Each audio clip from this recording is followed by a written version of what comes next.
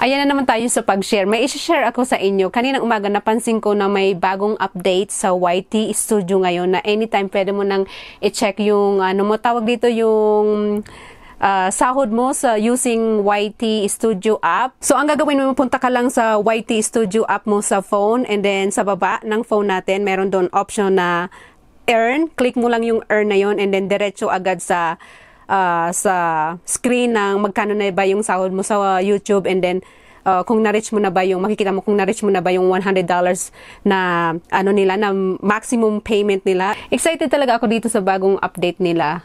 Sobrang useful kasi anytime pwede mo siyang i-check kung magkano na ba yung kinita mo, kung magkano na ba yung kinita mo sa YouTube, kung ilan na lang ba yung kulang para ma-reach mo yung $100 na na maximum nilang sahod para makuha mo na yung sahod mo, mga ganon.